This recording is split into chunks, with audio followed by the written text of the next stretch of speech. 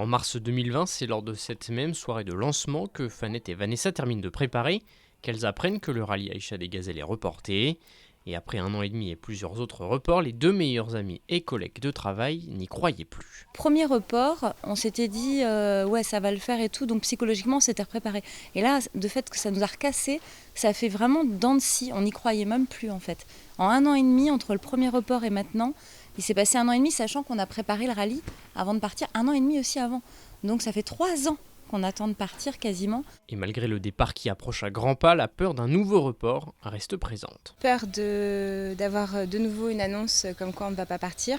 Très stressée parce qu'on a envie de rentrer dans l'excitation de la préparation. Et voilà, cette peur, cette épée de Damoclès au-dessus de la tête fait qu'on se dit non, on va peut-être recevoir un coup de fil pour dire qu'on part pas. Des reports qui ont également eu des conséquences sur le 4x4.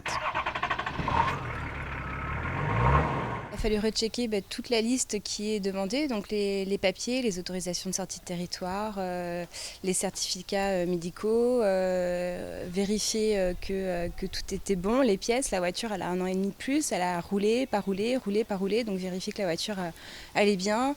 Et puis revoir aussi les bases de la navigation, parce qu'en 1 an et demi, on n'en fait pas tous les jours, donc il faut se remettre dedans. La nourriture a dû être rachetée et la trousse médicale a aussi dû être refaite.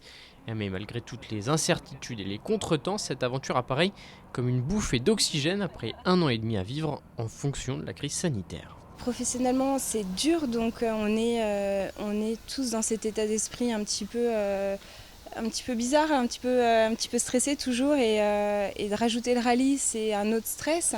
Mais en même temps, je pense que Fanette et moi, on a vraiment besoin de ça, comme beaucoup d'autres, de s'aérer la tête et de vivre notre truc vraiment à fond, quoi. On a cette chance-là, nous, de pouvoir faire ce rallye à cette période-là, bizarrement, parce que tout le monde a souffert.